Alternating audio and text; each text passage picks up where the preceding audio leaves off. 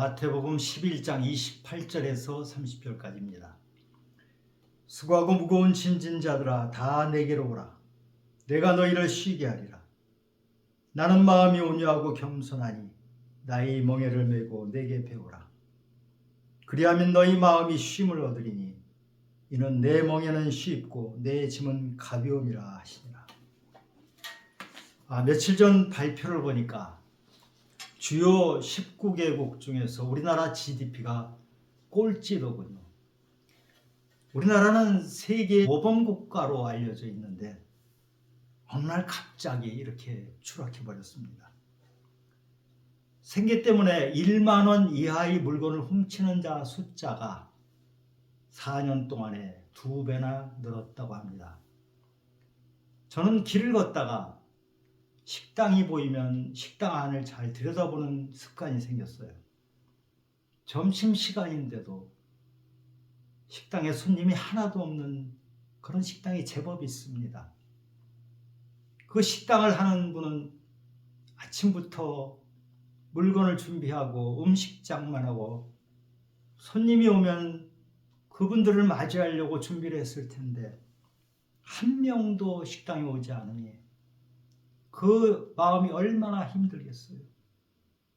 멍하니 창밖을 바라보고 있는 그 식당 주인의 눈이 너무나 서글퍼 보이고 제 마음이 너무나 짠합니다. 그분은 그 식당을 운영하면서 임대료 걱정, 대출금 걱정, 자식 학비 걱정에 얼마나 마음이 힘들겠습니까? 과거 제가 어렸을 때는 정말 헐벗고 굶주리던 시대였습니다. 지금은 경제가 많이 나아졌다고 하지만 경제 때문에 힘든 사람이 너무 많습니다. 그런데 가난한 사람만 힘든 것이 아닙니다. 부자들도 힘이 듭니다. 아픈 사람들이 물론 힘이 들죠. 근데 아프지 않고 건강한 사람들도, 건강한 청년들도 힘이 듭니다. 그래서 청년들이 결혼을 하지 않습니다. 아이를 낳지 않습니다. 얼마나 힘든 그런 때인지 모르겠습니다. 사람들은 미래가 너무 두렵습니다. 경쟁하면서 비교당하면서 열등감에 시달립니다. 과거의 상처에서 벗어나지 못하고 죄에서 벗어나지 못한 채 살아가는 사람들이 많습니다. 지치고 낙심하고 자신에게도 실망하고 앞길은 막혀서 암담한 그런 시간을 보내는 사람들이 많이 있습니다.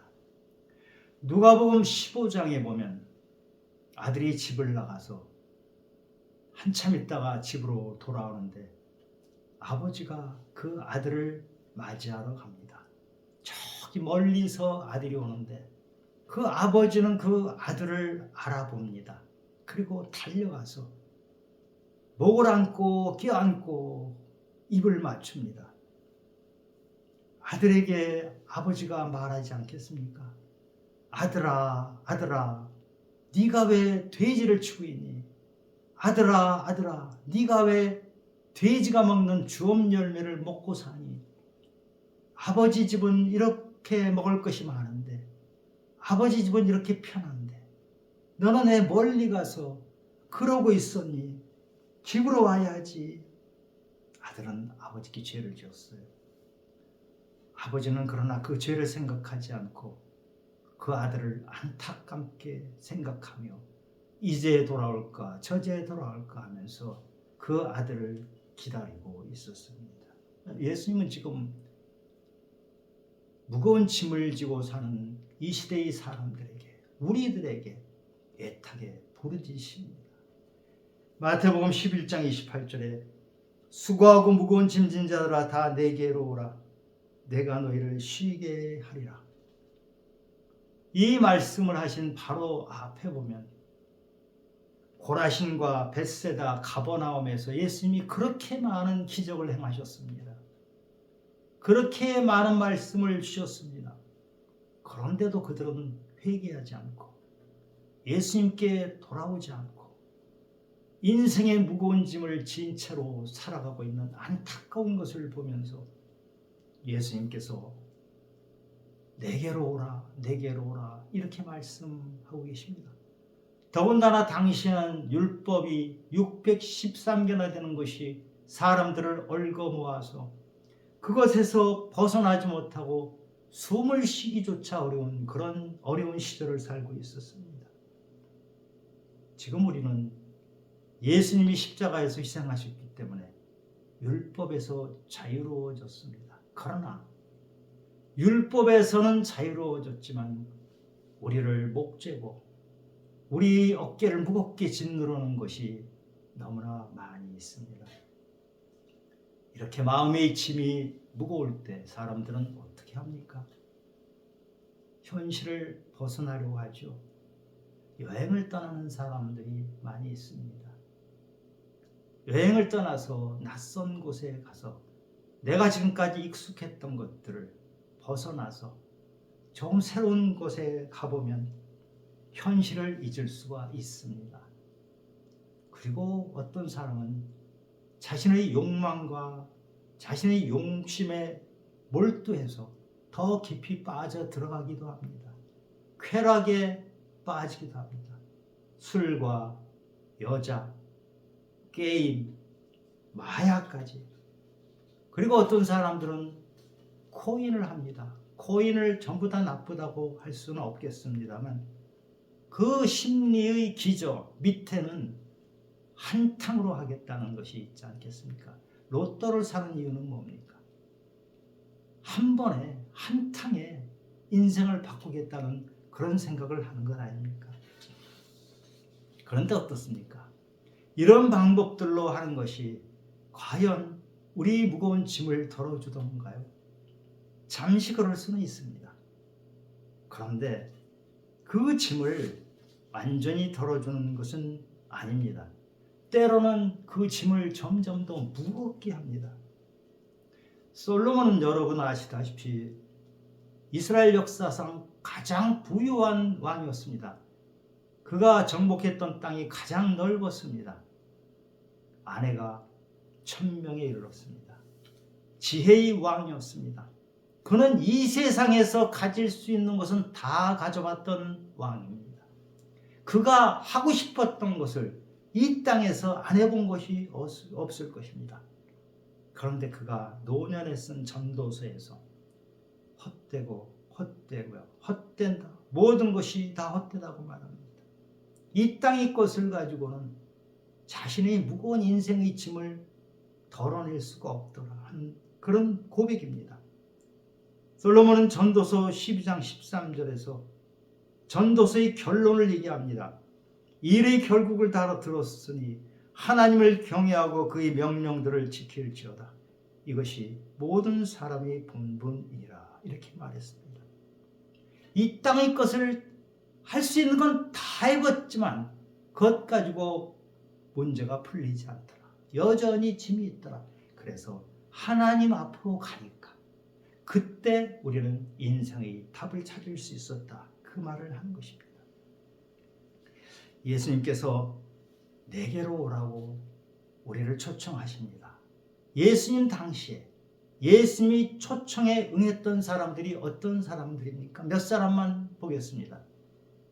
사마리아 수가성 여인, 사람들을 피해서 사람들이 없는 때를 골라서 한낮에 햇볕이 내려쬐을 때 우물을 갔던 그 여인, 그 여인은 인생의 실패자였습니다. 그 여인은 낙심한 자였습니다. 그 여인은 절망 가운데 살던 여인이었습니다. 미래가 보이지 않는 여인이었습니다. 그 여인이 예수님을 만나고 생명수를 얻어서 전혀 다른 사람으로 변했습니다. 소망의 사람으로, 그리스도를 전하는 사람으로 바뀌어 버렸습니다. 38년 된 베데스다 연못가의 병자, 그는 고질병에 걸려서 다시는 회복할 수 없었던 사람이지만 어느 날 찾아온 예수님을 만나고 나서 병에서 해방되었습니다. 태어날 때부터 맹인이었던 바디메오, 그는 다윗의 자손이요 하며 예수님께 눈이 보이지 않음에도 불구하고 달려갔습니다. 그리고 예수님으로부터 눈이 띄어지는 놀라운 기적을 경험하게 됩니다. 이 사람들은 우리가 객관적으로 봐도 세상을 힘들게 사는 사람입니다. 조건이 아주 나쁜 사람들입니다. 그런데 정반대편에 있는 사람들이 있습니다. 그 중에 하나가 니고데모입니다. 니고데모는 이름 뜻이 백성의 승리자입니다. 그는 이 세상에서 당시에 가질 수 있는 것을 다 가졌던 사람입니다. 사내들인 공회원이니까 지금으로 치면 국회의원이죠. 그는 또 부자였습니다. 그는 종교적으로도 존경을 받는 사람이었습니다. 그런데 그가 한밤중에 예수님을 찾아옵니다. 영혼의 갈증 때문에 예수님을 찾아와서 그는 전혀 다른 사람으로 다른 인생을 살게 됩니다. 또 한 사람, 우리가 잘 아는 사람이 있죠. 사도 바울. 그도 역시 이 땅에서 가질 수 있는 것은 다 가졌던 사람입니다. 무엇 하나 부족한 게 없이 보였던 그 사람. 남들이 보면 부러워할 수밖에 없는 그런 사람. 그가 다메섹 가는 길에서 예수님을 만나고 그는 예수님 앞에 철저히 무릎 꿇었습니다. 그리고 인생이 완전히 바뀌었습니다. 인간은 참 연약한 존재입니다. 우리 동물하고 비교를 해보면요. 동물들은 태어나자마자 걷는 동물이 많습니다. 그리고 한 두세 시간 후면 뜁니다. 조금 며칠만 있으면 스스로 사냥을 하기도 합니다. 그래서 먹고 사는 것에서 독립적으로 살아갈 수가 있어요. 그런데 인간은 어떻습니까? 걸으려면 몇 살이 돼야 되잖아요. 독립은 언제 합니까? 요즘은 30살이 돼도 독립을 잘 못한다고 하죠. 어떤 통계를 보니까 성인이 되었는데 20살이 넘었는데 독립하지 못하는 그런 사람들이 88%라고 합니다. 우리 인간은 참 의존적인 존재입니다. 연약한 양 같습니다. 스스로는 독립해서 살기가 참 어렵습니다. 그런데 이렇게 스스로 독립하기 어려운 인간이 자유를 원합니다. 벗어나고 싶어 합니다. 그래서 울타리를 걷어내고 싶은 마음이 있습니다. 참 이중적인 마음입니다. 그런데 살다 보면 우리가 의존적인 인간이 울타리를 걷어내는 것이 얼마나 힘든지 알게 됩니다. 우리는 스스로 자기의 힘으로 울타리를 치기도 합니다. 안전 울타리를 치죠. 돈으로, 권력으로. 그런 걸로 울타리를 쳐봅니다. 그런데 거기서 과연 우리에게 쉼이 있습니까? 예수님은 오늘 우리에게 권하십니다. 내가 울타리를 쳐놨다. 내 안으로 들어와라. 나에게 와라. 나에게 오면 너희들이 울타리 바깥에 있었을 때의 그 곤고함에서 그 무거운 짐에서 벗어날 수 있다. 그렇게 말씀하십니다. 예수님이 쳐준 울타리, 하나님이 쳐주신 울타리 안에 들어와서 주님이 주시는 안식을 가진 사람, 그런 사람이 바로 다윗입니다. 다윗은 여호와는 나의 목자시니 내게 부족함이 없으리로다. 그가 나를 푸른 초장에 누이시며 쉴 만한 물가로 인도하시도다. 넉넉하지 않습니까? 또 한 사람, 신명기에 보면 모세의 이야기가 나옵니다. 우리 신명기는 가나안 들어가기 직전에 광야 생활 40년을 다 마쳐가는 즈음에 광야에서 자란 세대들에게 너희들이 미래를 이렇게 설계하라 하면서 모세가 설교했던 내용이 바로 신명기입니다. 1장 31절에서 모세는 이렇게 고백합니다. 광야에서도 당하였거니와 사람이 자기 아들을 낳는 것 같이 너희 하나님 여호와께서 너희가 걸어온 길에서 너희를 안으사 이곳까지 이르게 하셨느니라. 그 거친 광야, 먹을 것도 없어요. 입을 것도 없어요. 마실 것도 없어요. 이런 거친 광야, 살기 어려운 그곳에서 어떻게 40년을 살아왔냐? 아버지가 어린 아들, 아무런 힘이 없는 아들, 능력이 없어서 독립적으로 살아갈 수 없는 그 아들을 아버지가 안아서 그 아들을 옮겨준 것처럼 하나님께서 우리를 그렇게 안고 그 광야길을 가도록 인도하셨다. 이 고백을 하는 것이에요. 예수님은 오늘 우리에게 내게로 오라고 부르십니다. 자기 죄를 깨닫고 내가 얼마나 연약한 존재이니 내 혼자 힘으로는 쓸 수 없는 존재인지 그것을 깨닫는 사람에게는 이 예수님의 소리가 너무 크게 들립니다.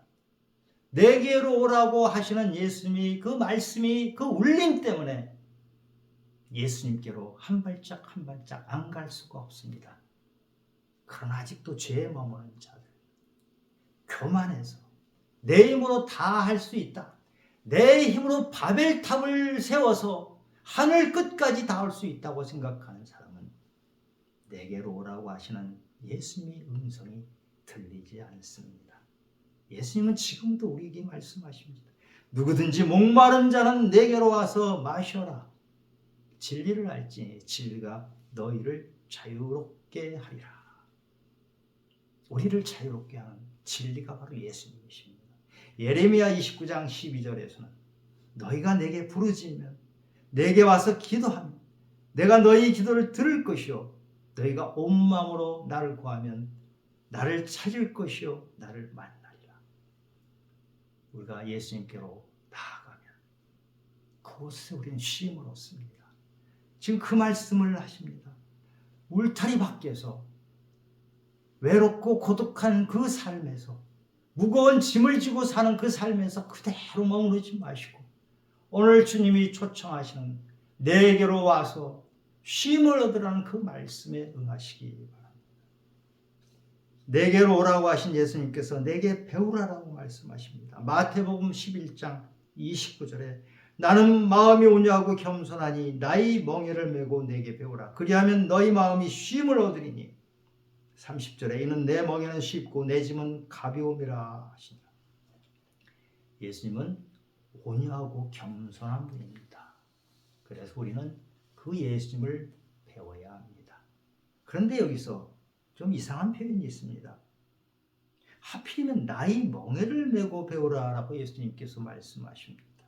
이해가 되십니까? 멍에란 단어의 어감이 그렇게 좋게 들리지 않죠. 멍에란 단어가 사전적 의미로 보면 사람의 마음이나 행동에 있어서 쉽게 벗어날 수 없는 구속이나 억압이다 이렇게 합니다. 원래 멍에는 소나 말 같은 것이 뒤에 수레 같은 걸 끌기 위해서 이 어깨에 걸치는 것입니다. 무거운 것이죠. 그것이 달려 있으면 그 말이라서는 얼마나 그것 때문에 힘이 들겠습니까? 그런데 예수님께서 나의 멍에를 메고 배우라 이렇게 말씀하십니다. 이 말씀을 우리는 어렵지만 이스라엘 사람들은 금방 이해를 합니다. 이스라엘 사람들은 보통 밭갈이 할 때 소 2마리가 끌도록 합니다. 소 2마리가 끌고 2마리 위에 멍에를 매도록 합니다. 2마리 중에 1마리는 힘이 좋은 소입니다. 2마리 중에 1마리 힘이 좋고 경험이 많은 소입니다. 그러나 나머지 1마리의 소는 힘이 별로 없고 젊어서 경험이 별로 없는 소입니다. 2마리가 함께 가지만 사실은 힘이 좋은 소, 경험이 좋은 소가 힘을 다 써서 그 능력 가지고 일하는 것이고 옆에 있는 소는 사실 따라가는 것입니다. 별로 힘을 들이지 않고 힘을 쓸 줄도 모릅니다. 그런데 이 2마리가 같이 가도록 합니다. 예수님이 바로 힘센 소입니다.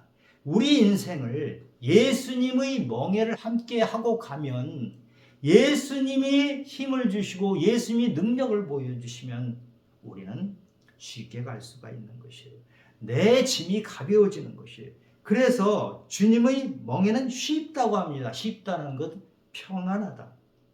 짐이 가벼워진다. 나의 짐이 가벼워진다는 말입니다.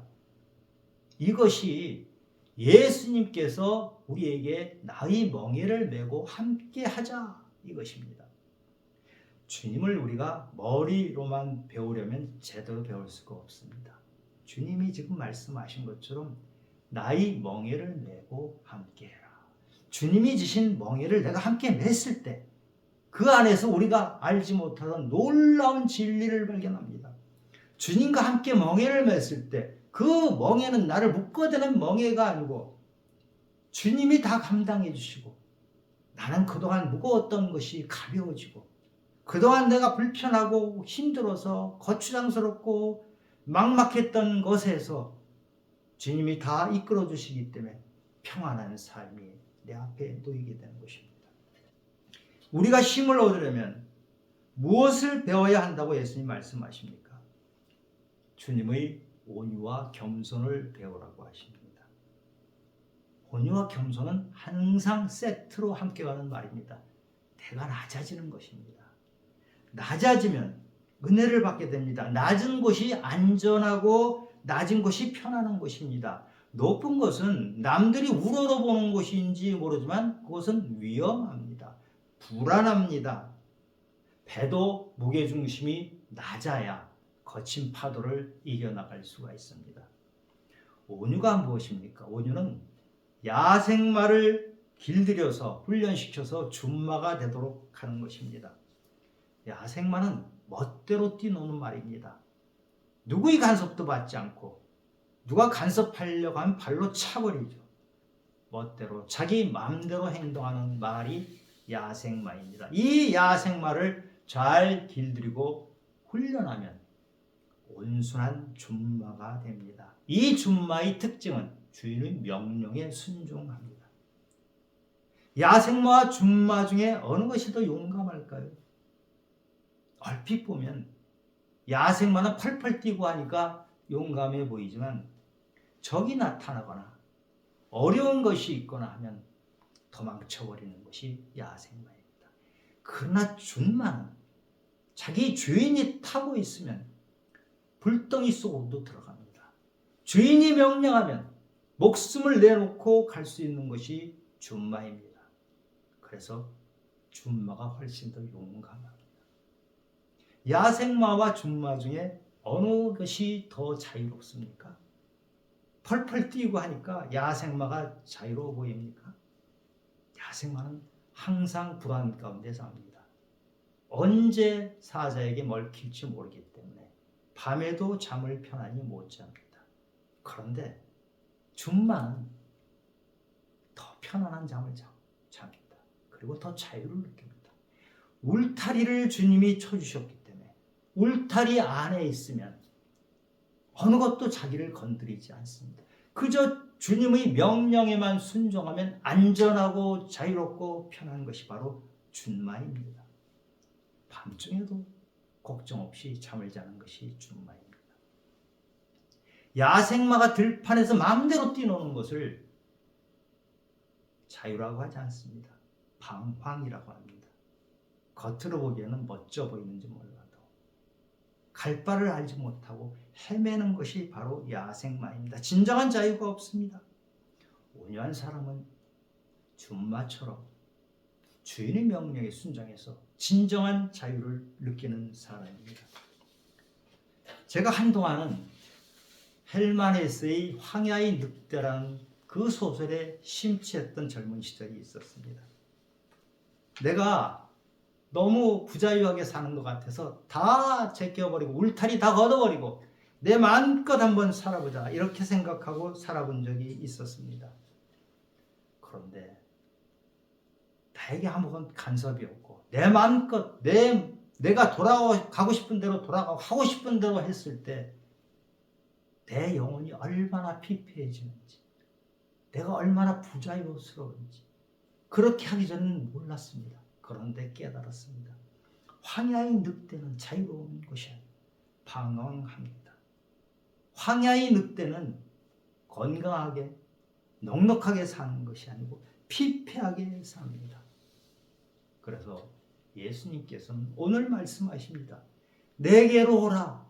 그리고 나의 멍에를 베고 온유와 겸손을 배워라. 그러면 너희들이 쉼을 얻는다. 이 말씀을 우리에게 하십니다. 성경에 나온 사람의 얘기를 또 해보겠습니다. 야곱은 이름 자체가 사기꾼 아닙니까? 꾀만 가지고 살았던 사람, 속이는 자였습니다. 그가 20년 동안 삼촌 라반의 집에서 일하고 나서 고향으로 갈 때 에서 형이 400명의 군사를 이끌고 옵니다. 동생한테 당한 것을 복수하기 위해서, 동생과 가족을 전부 몰살하기 위해서 400군사를 끌고 왔는데, 야곱은 그날 밤 야복강에서 하나님과 씨름을 합니다. 기도를 한 것이죠. 하나님과 씨름하면서 하나님께서 야곱의 허벅지 뼈를 쳐서 쫄록쫄록 장애인이 됩니다. 그리고 하나님께서는 그 이름을 이스라엘로 바꿔주십니다. 속이는 자에서 이스라엘로. 이스라엘은 하나님의 통치 아래 사는 사람, 하나님의 다스림 안에 살면서 승리하는 사람, 그렇게 바꿔주십니다. 그런데 놀라운 일이 일어났습니다. 야곱이 형님한테 갈 때 7번이나 고개를 숙이면서 절을 하면서 갔습니다. 형이 그것을 보고 동생을 껴안습니다. 내 동생아, 내 동생아, 내가 너를 얼마나 사랑하니. 사실은 동생을 죽이려고 왔던 에서가 이렇게 바뀝니다. 야곱이 바뀌니까 에서가 바뀝니다. 그래서 야곱은 자기만이 아니고 온 가족의 생명을 살렸고 이스라엘 12지파의 아버지가 됩니다. 온유한 자, 겸손한 자는 하나님께 주신 평강을 얻습니다. 쉼을 얻습니다. 바로 야곱이 그랬던 사람이죠. 사도 바울은 이렇게 고백합니다. 지금 이 고백은 로마 감옥에서 하는 그런 고백입니다. 빌립보서 4장 12절에 나는 비천에 처할 줄도 알고 풍부에 처할 줄도 알아. 모든 일 곧 배부름과 배고픔과 풍부와 공핍에도 처할 줄 아는 일체의 비결을 배운다. 13절에 내게 능력 주시는 자 안에서 내가 모든 것을 할 수 있느니라. 바울은 몸은 지금 로마 감옥에 있지만 그의 영혼은 진정한 자유인입니다. 풍부와 공핍, 배부름과 배고픔, 어떤 상황도 나를 묶어댈 수 없다. 어떤 것도 나를 울타리 밖으로 쫓아내지 못한다. 나는 주님의 울타리 안에서 진정한 자유를 만끽하고 사는 사람이다. 이 선언을 하는 것이에요. 여러분, 내게로 오라고 하신 주님의 초청에 응하면 우리에게는 진정한 자유가 있습니다. 주님이 쳐주신 울타리 안에서 우리는 자유를 누릴 수 있는데 그 울타리 바깥으로 나가면 여전히 우리에게는 무거운 짐이 지어져 있고 우리에게는 자유가 없습니다. 그런데 당시에도 예수님이 이렇게 말씀하셨지만 예수님 말씀에 귀를 기울이지 않았던 사람이 많이 있습니다. 누가복음 7장 32절에 보면 비유하건대 아이들이 장터에 앉아 서로 불러 이르되 우리가 너희를 향하여 피리를 벌어도 너희가 춤추지 않고 우리가 곡하여도 너희가 울지 않았다 한 것 같도다. 지금도 같지 않습니까? 여러분 전도해 보시면 알죠. 우리가 예수 믿으세요 하고 권고를 하면 네 알겠습니다 이런 사람이 몇 명이나 되던가요? 전도를 해보면 우리가 예수님의 마음을 압니다. 얼마나 상처도 받고 조롱도 받고 그것을 해봤을 때 우리가 예수님의 상처받은 마음을 알게 됩니다. 바로 예수님은 우리 때문에 상처를 받으셨죠. 여러분, 오늘 주님께서 내게로 오라, 내게 배우라 이 말씀을 하시면서 거기에 응답하지 않는 사람을 보면서 얼마나 애처로워 사십니까? 우리는 예수님의 마음에 동참해서 우리가 주님의 마음을 가지고 그런 사람을 향해서 가야 합니다.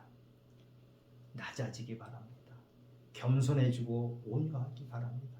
이 세상 파고가 더 세게 칠 때 낮아지는 사람은 그 파고를 넘어갈 수 있습니다. 세상 풍파를 이기고 주님께서 주시는 쉼을 얻게 됩니다. 우리 성도님들, 주님께서 주시는 쉼을 누리면서 이 세상에서 주님 나라를 확장하기 위한 도구로 사용되시길 원하며 주 예수 그리스도 이름으로 축원합니다.